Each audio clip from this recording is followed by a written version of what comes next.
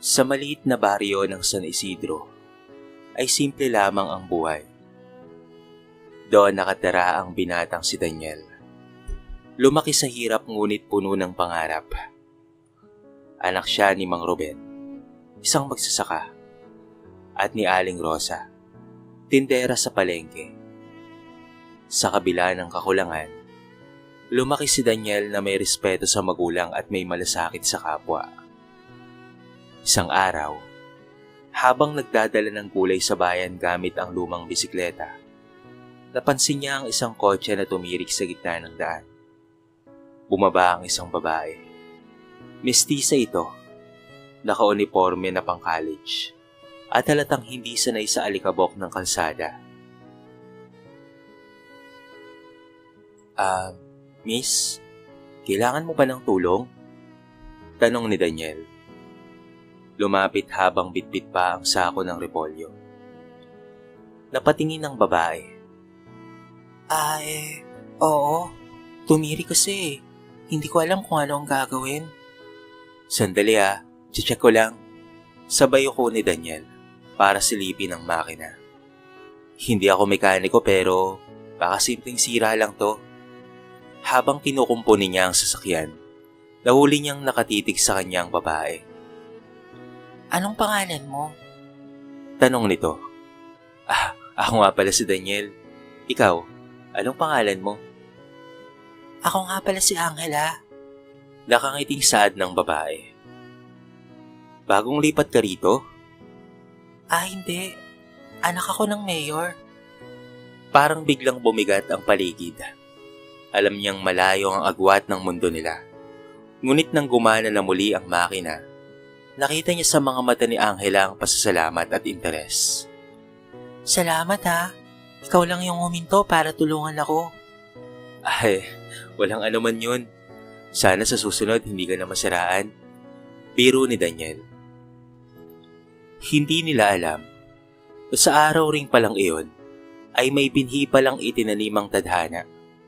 Isang kwento ng dalawang pusong magkaiba ng mundo, pero magkapareho ng tibok. Pagkatapos nga ng insidenteng iyon sa kalsada, ay hindi na nawala sa isip ni Daniel ang ngiti ni Angela. Ganoon rin si Angela. May kakaibang epekto ang kababaang loob ni Daniel na hindi niya makalimutan. Sa mga sumunod na linggo, nagkita silang muli. Una sa palengke, pagkatapos naman ay sa simbahan, hanggang sa parang di sinasadyang araw-araw na silang nagkakatagpo. Pero hindi iyon isang aksidente. Sa totoo lang kasi, si Angela ang palaging dumaraan sa palengke kahit wala naman siyang bibilhin. Si Daniel naman, palaging dumaraan sa labas ng eskwelahan ni Angela tuwing hapon. Dala niya ang bisikletang puno ng kulay at kape. Umaasang makikita niyang muli ang dalaga. Isang hapon habang nakaupo sila sa ilalim ng punong mangga, nagtanong si Angela. Daniel, anong pangarap mo? Ang pangarap ko? Simple lang, sagot ni Daniel. Makapagpatayo ng sariling tindahan ng kape. Ayokong habang buhay akong palipat-lipat sa palengke. Ang gusto ko, may sarili akong negosyo, kahit maliit lang. Tapos sana, kasama kita. Napatahimik si Angela, hindi dahil sa kaba, kung hindi dahil sa kilig. Hindi mo ba naiisip na baka hindi ako payagan ng magulang ko? Sa totoo lang, lagi kong naiisip yan, pero hindi ko na lang yun pinapansin. Kasi habang hindi pa nila sinasabi na hindi ako pwede, ibig sabihin ay may pag-asa pa ako. Ngunit ang pag-asa ay hindi laging sapat. Isang gabi, nadatnan ni Daniel sa may waiting shed si Angela. Namumugto ang mga mata nito. Anong nangyari, Angela? Tanong nito. Nalaman na nila. Bulong ni Angela. Nalaman na nilang lahat patungkol sa atin. Galit na galit si Papa. Pinagpawalan akong makipagkita sa'yo. Parang tinusok ang dibdib ni Daniel. Pero bakit? Wala naman tayong ginagawang masama. Hindi ka raw nababagay sa akin. Hindi raw sapat ang kabutihan kung wala kang maayos na pinanggalingan. Hindi nakapagsalita ka agad si Daniel. Gusto niya na lamang na umiyak. Gusto niyang sumigaw. Pero pinili niyang tumingin sa langit at tumingin ng malalim. Hindi ko sila masisisi, Angela. Pero hindi ako titigil. Hindi ako lalayo hanggat di mo ako pinapaalis. Hinawakan ni Angela ang kanyang kamay. Mahigpit iyon. Mahigpit, puno ng pagmamahal at taimtim. Hindi kita palalayuin. Mula noon, ay lihim na lamang silang nagkikita. Doon sa may tabing dagat, sa lumang silong ng simbahan, sa likod ng lumang bahay ng lola ni Angela. Doon nila binuo ang kanilang mga pangarap. Si Angela bilang guro, si Daniel bilang negosyante. Sa gitna ng lahat ng pagsubok, doon nila pinanday ang tiwala at ang pag-ibig. Habang patuloy na nag-aaral si Angela, isimula na ring mag-ipon si Daniel. Pumapasok siya bilang kargador tuwing umaga. Barista tuwing gabi sa maliit na karinderyang may kapihan sa bayan. Lahat ng tip, lahat ng sahod, ay inipon niya para sa araw na may pagmamalaki niya ang kanyang sarili. At habang lihim ang kanilang relasyon, hindi naging lihim ang determinasyon ni Daniel na balang araw, siya mismo ang haharap sa pamilya ni Angela. Haharap na may taas ang loob. Buo ang loob at may tapang. Lumipas ang isang taon. Si Angela ay nasa huling taon na ng kolehiyo. Sa kabila ng pagbabawal ng kanyang mga magulang, patuloy pa rin ang ugnayan nila ni Daniel. Tahimik pero totoo. Samantala si Daniel ay hindi lang basta kargador at barista. Nakapagpatayo na siya ng sarili niyang maliit na coffee cart malapit doon sa terminal. Ang pangalan ng kanyang tindahan, Kapet Pangarap. Maaga siyang gumigising. Dala ang maliit niyang kariton. Gumagawa ng kape gamit ang recycled materials. Lumang burner, upuan na gawa sa kahoy, mga tasa na nabili sa ukay-ukay. Wala pa kasi siyang kapital para sa mga mamahaling gamit. Pero ganoon pa man, ay patuloy pa rin siyang nagtsatsaga. May mga araw na wala siyang benta. May mga gabing hindi siya makatulog kakaisip kung sapat pa ba ang kanyang ginagawa. Pero sa tuwing naiisip niya si Angela, humihigpit ang kapit niya sa pangarap. Isang gabi ng malakas na ulan, nabalitaang bumagsak ang bubong ng coffee cart ni Daniel. Nasira ang ilang gamit at tuluyan ng nalugi ang maliit na negosyo niya. Nang puntahan siya ni Angela kinabukasan, nakita niya ang lalaking halos hindi makatingin sa kanya. Sorry, mahina niyang sabi. Akala ko kaya ko. Akala ko sapat na ang sipag at paghihirap ko. Hinawakan siya ni Angela. Hindi mo kailangang humingi ng tawad, Daniel. Hindi mo kasalanan kung tumalas ka ng bagyo. Pero kaya mong tumayo ulit. Napatunayan mo na yun dati pa. Pero paano? Paano kung hindi na nila ako tanggapin? Kahit anong gawin ko? Patawarin mo sila. Sagot ni Angela. Pero huwag mong tigilin ang sarili mo. Hindi mo kailangang maging perpekto. Ang kailangan mo lang ay maniwala pa rin. Mula noon, ay napag-isip-isip ni Daniel na dapat sa kabila ng mga pagsubok, sa kabila ng mga pagkalugi, at sa kabila ng mga pagkabigo, dapat ay magpatuloy pa rin. Sa tulong ng ilang dati niyang customer na nantig sa kanyang kwento, isang post sa social media patungkol sa Kapit Pangarap ang naging viral. Maraming netizen ang humanga sa kwento ni Daniel at may isang coffee supplier na nagbigay ng libreng equipment para makapagsimula siyang muli. Ngunit hindi lang ito basta pagbangon. Ginamit ni Daniel ang pagkakataon para mas gawing makabuluhan ang negosyo niya. Sa bawat cup of coffee, may maliit na sulat sa cup holder, mga inspirational quotes na galing mismo sa personal niyang kwento. Nang dahil doon, ay nag-umpisang dumami ang mga nakakaalam ng kanyang stall hanggang dumating ang isang araw na hindi niya inakala. Isang linggo ng hapon habang nagtitimpla si Daniel ng kape sa harap ng mga customer, isang SUV ang huminto sa gilid. Bumaba ang isang lalaking may barong. Malaki ang katawan at may presensya ng kapangyarihan. Ito ay si Ginoong Santiago, ama ni Angela. Tahimik siyang lumapit, tumingin sa kariton at tumingin kay Daniel. Daniel, tawag nito sa kanya. Magandang hapon po, sir. Tugon naman ni Daniel, kahit halatang nanginginig. Yan ba ang pinagmamalaki mong negosyo? Opo, ito po. Hindi po ito kalakihan pero pinaghirapan ko po ito. Tahimik lamang si Ginoong Santiago. Aaminin ko na sa'yo, hindi kita gusto noon. Hindi pa rin ako sigurado ngayon. Pero nakita ko kung paano kang lumaban. Tumango siya. Malamig ang tinig pero may kaunting luwag sa puso.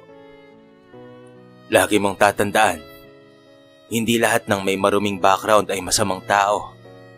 At hindi lahat ng may malinis na pangalan ay mabuti. Lumingon si Daniel kay Angela na kanina pa nakatayo sa hindi kalayuan. Gusto mo ba talagang ipaglaban ang anak ko? Hindi lang po gusto. Mahal ko po si Angela. Mahal ko po ang anak niyo. Tahimik lamang si Ginoong Santiago sa sagot niya. Maya-maya ay naglabas siya ng wallet at may iniabot na maliit na papel. Pumunta ka sa Coffee Expo na to. May kakilala akong may libreng seminar sa pagpapatakbo ng coffee business. Tignan natin kung kaya mong dalhin ang pangarap mo sa susunod na antas. Matapos tanggapin ang imbitasyon ni Ginoong Santiago, nagtungo si Daniel sa Maynila upang dumalo sa Coffee Business Expo. Hindi siya sanay sa marangyang lugar, sa mga taong nakasuot ng mamahaling blazer at pati na rin sapatos na kumikinang sa ilaw ng convention hall. Pero wala sa anyo ang tunay na negosyante kung hindi nasa puso. Buong araw siyang nakinig, nagtanong at nagsulat. Nakilala niya ang ilang entrepreneurs na dadaring kagaya niya. Nagsimula sa wala, pero umangat dahil sa tiyaga, diskarte at malasakit sa customers. Pagkatapos ng seminar, lumapit ang isa sa speaker na negosyante. Daniel, nakita ko yung presentation mo. Impressive. I'd like to help you franchise your brand. Marami kang pwedeng marating. Samantala, hindi makapaniwala si Daniel. Parang biglang lumiwanag ang landas na dati ay puro putik. Makalipas ang 3 buwan, sa tulong ng bagong business partner, nailunsad ang Kapet Pangarap Cafe sa mismong bayan ng San Isidro. Hindi lang ito coffee cart. Ito ay isang full cafe na may reading corner, study area, at libreng wifi para sa mga estudyanteng gaya niya noon na walang sariling lugar para mag-aral. Naging sentro ito ng inspirasyon sa bayan. Tuwing umaga, may mga senior citizen na nagkakape habang nagkikwentuhan. Tuwing hapon naman, puno ito ng mga kabataang may bitbit na aklat, laptop, at pati na rin mga gamit pang eskwela. Nang muling dalhin ni Angela si Daniel sa kanilang bahay, iba na ang tagpo. Ngayon, hindi na siya pumasok bilang isang boyfriend na ayaw nila. Pumasok siya bilang isang lalaking may sariling pangalan, sariling dangal, at sariling tagumpay. Tahimik silang naghapunan, pero may biglang tanong si Ginong Santiago. Daniel, bakit ka pa rin bumalik? Pwede mo namang iwan na lamang si Angela at tahakin ng sariling landas. Hindi ko po layuning magtagumpay para lang umalis. Nagsusumika po ako para maging karapat-dapat po. Hindi lang po sa kanya, kung hindi pati na rin po sa inyo. Napatingin si Ginoong Santiago. Sa wakas ay tumango siya at may mahinang ngiti. Hindi mo na kailangang patunayan pa. Nakikita na namin. Isang gabi, dinala ni Daniel si Angela sa tabing dagat kung saan sila madalas na tumambay noon pa. May mesa May ilaw ng solar-powered. May simpleng bulaklak sa bote. Habang tinutugtog ng hangin ng mga alon, lumuhod si Daniel. Angela, noong unang nakita kita, akala ko ay pangarap lang. Pero ikaw yung naging lakas ko para magpursige sa buhay. Ikaw ang rason kung bakit hindi ako bumitaw sa sarili ko. At ngayon, kaya ko lang manindigan. Hindi lang para sa'yo, o hindi para sa kinabukasan nating dalawa. May luha sa mga mata ni Angela. Will you marry me, Angela? Daniel. Huminga siya ng malalim, saka umiti. Oo. Matagal nang oo ang sagot ko. Lumipas ang ilang mga buwan. Isang Sabado ng hapon sa simbahan ng San Isidro. Pinuno ng puting bulaklak at mga palamuti ang harapan. Simpleng kasal ang gusto ni Daniel at Angela. Wala nang engranding handaan. Wala nang mamahaling designer gown. Pero ang bawat ngiti, bawat palakpakan, at bawat hikbi ng tuwa mula sa mga bisita ay mas mahalaga pa sa ano pa mang ginto. Sa altar, halos manginig si Daniel habang pinagmamasdan si Angela na nakaputing bastida. Pinapatnubayan ng kanyang ama. Hindi siya makapaniwalang ang dating panaginip ay totoo na ngayon. Sa harap ng altar, nagkatinginan sila habang binibigkas ng pari ang mga panalangin. Angela, tinatanggap mo ba si Daniel bilang iyong asawa? Sa hirap at ginhawa? Sa lungkot at ligaya? Opo, Father. Mula noon hanggang sa dulo. Ikaw naman, Daniel, tinatanggap mo ba si Angela? Hindi lang bilang pangarap mo, kung hindi bilang kabiyak ng iyong puso. Opo, Father. Buong-buo ko po siyang tinatanggap. Pagkatapos ng I do, nagkapalakpakan ang lahat. Si Ginoo at si Kinang Santiago ay nakatayo sa gilid. May luha sa kanilang mga mata. At sa wakas, buong pusong tanggap ang lalaking minsang tinanggihan nila. Sa unang taon ng kanilang pagsasama, hindi naging madali ang lahat. May mga gabing pagod si Daniel sa trabaho. May mga panahong si Angela ay naiiyak dahil sa pressure ng kanyang pagiging bagong guro. Ngunit sa halip na maglayo, ang bawat problema ay lalong nagpapalalim ng kanilang pagmamahalan. Nagpatayo sila ng pangalawang branch ng Kapet Pangarap. Mas malapit sa paaralang pinagtatrabahuan ni Angela. Doon nagsimula ang mga libreng coffee talks, kung saan inaanyayaan nila ang mga kabataan upang pag-usapan ang kani-kanilang mga pangarap, kabiguan, at panibagong pagsisimula. Naging tahanan ng coffee shop para sa maraming nawalan ng pag-asa. Naging simbolo ito ng tiwala sa sariling kakayahan. Isang gabi, habang nakaupo sa harap ng coffee shop, kasama si Angela at ang kanilang anak na si Mira, binalikan ni Daniel ang kanyang pinagdaanan. Mula sa pagiging batang nagtitinda ng kape sa kariton, hanggang sa pagiging asawa ng babaeng minsan ay imposible niyang maabot. Ngayon ay hawak na niya ang kanyang anak, at ang pangarap ay hindi na lamang kanya, kung hindi kanilang dalawa na. Alam mo, Sabi ni Angela, lahat ng hindi natin nakuha noon ay binigay sa atin ngayon. Pero hindi ito dahil sa swerte, kung hindi dahil sa paninindigan mo at sa tulong ng Panginoon. ngumiti si Daniel. Hindi lang ako, ikaw rin. Ikaw ang dahilan kung bakit pinili kong lumaban araw-araw. Sa pagdiriwang ng ika-5 anibersaryo ng Kapit Pangarap, isinulat ni Daniel ang isang liham na inilagay sa bawat cup. Hindi ko alam kung sino ka o anong pinagdaraanan mo. Pero kung iniisip mong hindi ka sapat, na hindi ka karapat-dapat mahalin o masenso, gusto kong malaman mong minsan na rin akong naniwala sa ganyan. Pero mali ako, kasi kahit anong madilim ang pinagdaanan mo, may liwanag kang kayang likhain.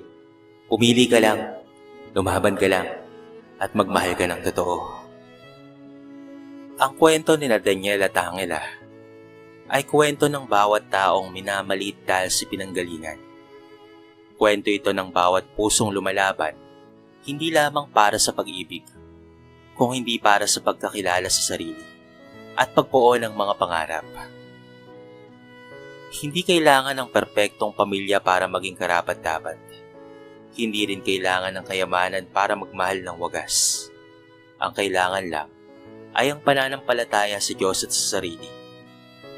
At gawing inspirasyon ang iyong mga pangarap para magpatuloy sa buhay. Katulad na lamang ng kwento ni Daniel, sa bawat tasa ng kape, nagsisimula ang panibagong pag-asa. Sa kwentong ito ay marami tayong mapupulot na aral. Kayo mga kabarangay, anong aral ang inyong natutunan sa kwentong ito?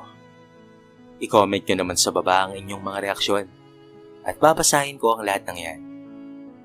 Kung bago ka pa lamang sa ating channel, baka naman pwedeng pakita ang subscribe button at bell notification button para palagi kang updated sa mga bago nating upload na katulad nito. So paano mga kabarangay? Hanggang sa muli. Thank you so much and peace out.